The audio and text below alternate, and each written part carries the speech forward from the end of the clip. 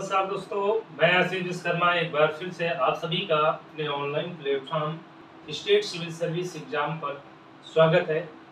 दोस्तों, आज हम लोग इंडियन ज्योग्राफी की क्लास को स्टार्ट करेंगे और इंडियन ज्योग्राफी की क्लास को स्टार्ट करने से पहले सबसे पहले हम एक मैप लेंगे।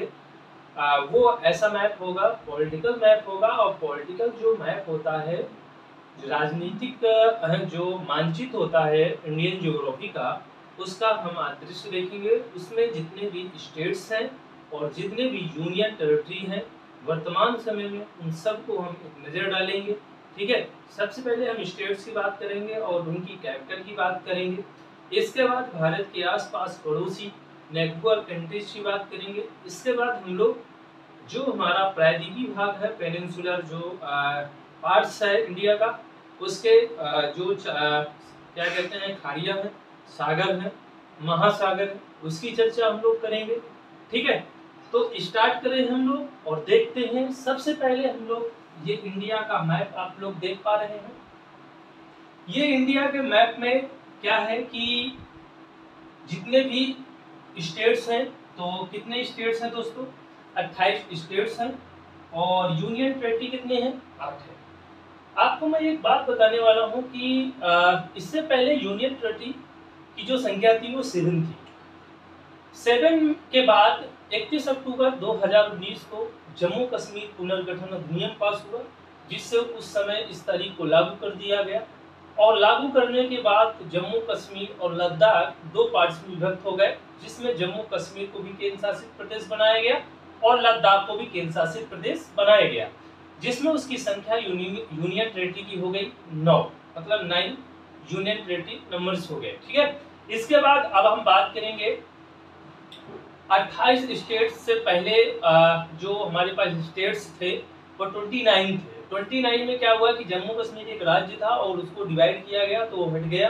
हटने के बाद 28 बचे और वो 28 और 29वीं अगर हम लोग बात करें, किसकी बात करें, स्टेट्स की बात करें, तो 29वां स्टेट्स तेलंगाना था, जो आंध्र प्रदेश से डिवाइड हुआ था 2 जून 2014 को। ये बात आप लोग पूरी तरीके से ध्यान में रखेंगे। तो सबसे पहले अब हम बात करते चलते हैं, ये है जम्मू कश्मीर और ये है लद्दाख। ये दो पार्ट, ये ऊपर का जो नक्शा है वो आप लोग जो मैप का यूज करें वो कोशिश ये करें कि कन्वर्जन मैप हो, नया हो। ठीक है, जो डिवाइड हो करके जम्मू और लद्दाख बने हुए वही मैप पर आधारित है। और डेली आप इस पे काम 2-3 बार भर लीजिए अपने आउटलाइन मैप पर, जिससे आपको सारे स्टेट्स कंफर्म हो जाएंगे। क्योंकि देखो, स्टेट्स से कंफर्म होना बहुत जरूरी है, क्योंकि क्वेश्चन कभी कभी ना पूछ लेता है। जैसे यूपी टेट में क्वेश्चन एक आया था कि बताइए कि उत्तर प्रदेश के किस दिशा में बिहार स्थित है। तो ऐसे क्वेश्चन यदि आप मैप नहीं यूज किए तो आपके लिए दिक्कत हो जाएगी। ठीक है, तो सबसे पहले हम जम्मू कश्मीर देखेंगे, लद्दाख देखेंगे और लद्दाख के नीचे है हिमाचल प्रदेश। अब ये हिमाचल प्रदेश ठंडा इलाका है, उत्तरी पर्वतीय क्षेत्र है भारत का। हिमाचल प्रदेश की जो राजधानी है वो है शिमला। हिमाचल प्रदेश की राजधानी क्या है? शिमला। शिमला देखिए, इंग्लिश से सारे जितने भी कैपिटल हैं और जितने भी स्टेट्स के नाम हैं उनको इंग्लिश में भरिएगा, जिससे आपका जो वर्ड्स बेहतर हो जाए वर्ड्स, क्योंकि वर्ड्स बहुत जरूरी है। क्योंकि आप लिखने में तो लगता है कि हम सिक्किम लिख रहे हैं, शिमला लिख रहे हैं, मगर कभी कभी गलती हो जाती है हमसे लिखने में, वर्ड समझने में। तो आप लोग इंग्लिश का वर्ड विशेष ध्यान है। इंग्लिश से ही ज्योग्राफी अगर आप पढ़ें तो ज़्यादा ही अच्छा है, कोशिश से ही अधिकतर रखें अपने आप में। तो हिमाचल प्रदेश शिमला है और राजधानी है शिमला। इसके बाद हम बात करेंगे उत्तराखंड की। उत्तराखंड की राजधानी है देहरादून। देखिए, उत्तराखंड की दो राजधानियां, एक तो हम लोग क्या कहते हैं, जो कूल वेदर होता है उस समय, जो शीत ऋतु का समय होता है तो देहरादून होती है। और जब ग्रीष्म होता है, समर के लिए होता है, क्या कहते हैं, गर्मियों के लिए में होता है राजधानी, तो गर्मियों की जो राजधानी है, ग्रीष्म जो राजधानी है वो गैरसैंण है। ठीक है, ये आपको पता रहना चाहिए। इसके बाद हम बात करेंगे पटना। पटना की राजधानी बिहार है। आपको पता है कि पटना जो है, इससे पहले पाटलिपुत्र से भी पहले राजगृह, गिरवी, है ना, ये सारी राजधानियां थी। वर्तमान समय में हम पटना जानते हैं। ठीक है, अब बात आती है इधर असम। असम की राजधानी है दिसपुर। असम भारत का उत्तर पूर्वी राज्य है। ठीक है, अरुणाचल भी प्रदेश उत्तर पूर्वी राज्य है। अरुणाचल प्रदेश की राजधानी है ईटानगर। इसके बाद यहाँ है नागालैंड, और नागालैंड की राजधानी है कोहिमा। इसके बाद बात करें शिलांग, जहाँ पर बारिश सर्वाधिक होती है पूरे वर्ल्ड में। मेघालय में 3 ऐसी श्रेणियां हैं, गारो, खासी, जयंतियाई पहाड़ियां हैं, हिल्स हैं, जहाँ पर ये मौसम को घेर लेती हैं, जिससे वहाँ पर रेनिंग ज़्यादा होती है, वर्षा ज़्यादा होती है। मतलब कम समय में ज़्यादा सेंटीमीटर वर्षा होने के कारण इसका अनुमान लगाया गया और पूरे वर्ल्ड में इसका नाम दिया गया। वर्तमान समय में मासिनराम वर्षा के क्षेत्र में सर्वाधिक है। बात आती है, अब ये बांग्लादेश की बात करेंगे। इससे पहले हम वेस्ट बंगाल की बात करेंगे। वेस्ट बंगाल और एक ईस्ट बंगाल था, जो ईस्ट बंगाल बांग्लादेश बन गया था। इसकी बात करेंगे। वेस्ट बंगाल की राजधानी कलकत्ता है, और यहाँ पर त्रिपुरा है, जो बांग्लादेश 3 ओर से घिरे हुए है। किसको? त्रिपुरा को। त्रिपुरा की राजधानी क्या है? अगरतला। त्रिपुरा की राजधानी अगरतला, और ये है मणिपुर, और मणिपुर की राजधानी है इम्फाल। क्या है? इम्फाल दोस्तों। इसके बाद हम मिजोरम की बात करेंगे। मिजोरम की राजधानी है आइजोल। ये आप लोग इसको उत्तर पूर्वी राज्यों की बात हो चुकी है। उड़ीसा की राजधानी भुवनेश्वर है। भुवनेश्वर देखो कठिन शब्दों पे लिखा हुआ वर्ड है, भुवनेश्वर को 2-3 बार लिखो तो भुवनेश्वर आपको पता हो जाएगा कि किस तरह से लिखा जाएगा। ठीक है। इसके बाद ये है आंध्र प्रदेश। आंध्र प्रदेश की राजधानी अमरावती है, और ये है तेलंगाना। तेलंगाना की राजधानी हैदराबाद। हैदराबाद और सिकंदराबाद यहीं पर स्थित है, इस वजह से हैदराबाद और सिकंदराबाद को जुड़वा नगर भी कहा जाता है। इसके बाद तमिलनाडु। तमिलनाडु की राजधानी चेन्नई है। कर्नाटक की राजधानी जो है बेंगलुरु है, और केरला की राजधानी तिरुवनंतपुरम है। और तिरुवनंतपुरम भारत की दक्षिणतम राजधानी है, और काफी कठिन वर्ड होता है तिरुवनंतपुरम लिखना, इसलिए 1 से 2 बार कम से कम या 3 बार जितनी आप प्रैक्टिस कर पाए तिरुवनंतपुरम को, गलती ना हो आपसे, तो वो लिख करके आप लोग क्लियर कर लीजिए। पणजी मतलब गोवा की राजधानी पणजी है। बात आती है महाराष्ट्र। महाराष्ट्र की राजधानी मुंबई है। फिर हम बात करते हैं गुजरात। गुजरात की जो राजधानी है वो है गांधीनगर। क्या है? गांधीनगर। इसके बाद राजस्थान की बात करें। राजस्थान की राजधानी जयपुर, और राजस्थान की राजधानी जयपुर है, और जयपुर को गुलाबी शहर जाना जाता है। ठीक है। राजस्थान में थार का मरुस्थल स्थित है। राजस्थान में अरावली पर्वत श्रेणी स्थित है। ठीक है। तो राजस्थान से संबंधित बहुत सारे ऐसे पॉइंट हैं जो हम आपको आगे बताएंगे। इसके बाद पंजाब की राजधानी चंडीगढ़ है, और हरियाणा है। ठीक है। इसके बाद दिल्ली की बात हम बाद में करेंगे, क्योंकि केंद्र शासित प्रदेश है। यूपी की राजधानी लखनऊ है। एमपी की राजधानी भोपाल है, और यहाँ पर छत्तीसगढ़ है। छत्तीसगढ़ की राजधानी रायपुर है। इसके बाद आपको बात करेंगे झारखंड। झारखंड की राजधानी रांची है। इस प्रकार इस पूरे स्टेट्स हमारे कवर होते हैं। ठीक है। और इसके बाद अब हम सबसे पहले बात करेंगे यूनियन टेरिटरी। यूनियन टेरिटरी आपके पास 8 है, और उन 8 की बात करेंगे तो सबसे पहले बात करेंगे दिल्ली, जो केंद्र शासित प्रदेश बड़ा है।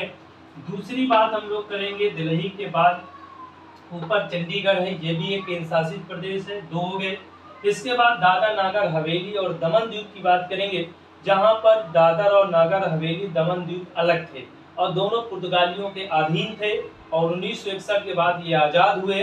पुर्तगाली भारत से चले गए और ये सारे क्षेत्र भारत के कब्जे में आ गए, तो केंद्र शासित प्रदेश बनाया गया। और केंद्र शासित प्रदेश दादर नागर हवेली में प्रशासनिक व्यवस्था आर्थिक दृष्टि से देखते हुए और प्रशासनिक व्यवस्था में गड़बड़ी को देखते हुए सिस्टम नहीं चल पा रहे थे। प्रशासनिक व्यवस्था में पैसा ज़्यादा खर्चा चल रहा था, आर्थिक संकट था इन दोनों के बीच, तो इन्होंने कहा कि दोनों को मर्ज कर दो। केंद्र सरकार ने जब सबसे ज़्यादा अच्छा है तो दादर नागर हवेली और दमन द्वीप को मर्ज करके तुरंत दमन बना दिया गया।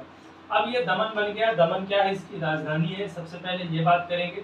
इसके बाद बात करेंगे लक्षद्वीप। लक्षद्वीप की राजधानी कवरत्ती है, और यह एक जो है द्वीप है, द्वीप पर स्थित है लक्षद्वीप, जो केंद्र शासित प्रदेश है, यूनियन टेरिटरी है लक्षद्वीप। ये कहाँ पर स्थित है? ये द्वीप पर स्थित है। ठीक है। पानी को बीचों बीच जो है छोटे भाग भूभाग में ये भाग बस गया है।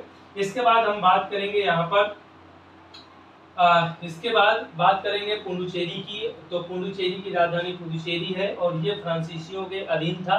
ठीक है। 1954 में हमारे यहाँ से फ्रांसीसी पलायन हुए। ठीक है। और पुर्तगाली सबसे बाद में आए, सबसे पहले आए थे और सबसे बाद में गए। इसके बाद यहाँ पर हम बात करेंगे, एक पर्वत श्रेणी है, मतलब श्रेणी क्या, हिमालय का ही एक भाग फैलता हुआ इस समुद्र में आके जा मिला और समुद्र से थोड़ा उठा। मतलब कहा जाता है कि समुद्र के नीचे भी पहाड़ है, पर्वत है, बिल्कुल सही बात है। जिस तरह हम हिमालयों को देख पा रहे हैं, इस हिमालय के अंदर ये एक अंडमान निकोबार द्वीप समूह है जो बस गया है और भारत का केंद्र शासित प्रदेश इसको घोषित किया गया है, जहां पर अंडमान ऊपर हिस्से में 4 पार्ट किए गए हैं और निकोबार को 3 पार्ट्स में रखे गए हैं और भारत के दक्षिणतम बिंदु को निकोबार से इसको डिनोट किया गया है। तो ग्रेट निकोबार ये सबसे अंतिम हिस्सा है जिस पर इंदिरा पॉइंट है, जिसे हम ग्रेट निकोबार में बोल सकते हैं कि ग्रेट निकोबार में स्थित है इंदिरा पॉइंट, और सदर्न पॉइंट भी बोल सकते हैं, दक्षिणतम पॉइंट। तो इस प्रकार से ये केंद्र शासित प्रदेश आपके कंप्लीट होते हैं। दूसरी बात हम बात करते हैं जो प्रायद्वीपीय भाग है, दक्षिण का भाग है, उसके ईस्ट में बे ऑफ बंगाल है और वेस्ट में अरबियन सी है और इसके पश्चिम और दक्षिण पश्चिम में स्थित एक खंबात की खाड़ी है जो गुजरात और क्या कहते हैं, गुजरात और महाराष्ट्र के तिकोने पर स्थित खंबात की खाड़ी है जहां पर नर्मदा और ताप्ती नदियां गिरती हैं। ये भाग है खंबात की खाड़ी का, ठीक है। तो ये आपको पता होना चाहिए, ठीक है। तो अब हम पड़ोसी देशों के बारे में भी एक बार कर लेते हैं, ठीक है। और ये देखिए पड़ोसी देशों में बात करेंगे, सबसे पहले तो पाकिस्तान की बात करेंगे। ये पाकिस्तान है और यहाँ पर अफगानिस्तान है, सबसे छोटी सीमा भारत के साथ लगती है। इसके बाद चाइना है, ठीक है। इसके बाद नेपाल है, पड़ोसी देश है। नेपाल भारत से मदद हमेशा लेता है, भूटान भी मदद लेता है। तो सिक्किम के बगल में ये भूटान है। सिक्किम की राजधानी हम आपको नहीं बताए, सिक्किम की राजधानी गंगटोक है और सिक्किम भारत का ही एक राज्य है, ठीक है। इसके बाद इसके लिए एक संविधान संशोधन हुआ था, 36वां संविधान संशोधन 1975, जिसके तहत सिक्किम को भारत के साथ विलय किया गया था, ठीक है। यहाँ पर भूटान है। भूटान के बाद म्यांमार है जो बिल्कुल ईस्ट में स्थित है, म्यांमार। और यहाँ पर म्यांमार की राजधानी वर्तमान समय में बर्मा थी। इससे पहले रंगून थी और रंगून में एक व्यक्ति को भेजा गया था जिसका क्या नाम था, बहादुर शाह द्वितीय, ठीक है। अंग्रेजों ने उनको वहां भेज दिया था। अब देखिए बात आती है कि श्रीलंका भारत के साथ जुड़ा हुआ है। श्रीलंका क्या है, भारत के साथ जुड़ा हुआ है और ये हिलगा है और इसकी राजधानी जयवर्धने है, ठीक है। और जो प्रायद्वीपीय भाग इधर हिंद है और यहाँ ओशन है, मतलब हिंद महासागर में भारत का पार्ट स्थित है, इसलिए इस महासागर के नाम से ही भारत का नाम हिंदुस्तान पड़ा, ठीक है। और एक देश है आपका जलीय स्तर पर मालदीव, यहाँ पर स्थित है। घोड़े की नाल की जैसे दिखता है ये मालदीव, इसका जो द्वीप बना हुआ है ये बिल्कुल घोड़े का, जैसे आप देखते होंगे घोड़े के नीचे एक वो बनाया जाता है, नाल बनाया जाता है तिकोना तरफ के, इस तरह से बनाया जाता है, ऐसे करके वो ऐसे ही बना हुआ एक घोड़े का नाल है। जिस तरह मालदीव इसी आकार के रूप में स्थित है। और इस प्रकार ये पूरी सारी बातें क्लियर होती हैं आप लोगों को, ठीक है। तो आज हम हमारा जो पॉलिटिकल मैप था इंडियन ज्योग्राफी का वो कंप्लीट होता है, स्टेट और यूनियन टेरिटरी। फिर अब हम अगली क्लास में आपसे मुलाकात करेंगे एक नेक्स्ट टॉपिक के साथ में, ठीक है। आज के लिए बस इतना ही। थैंक यू सो मच, धन्यवाद, जय हिंद।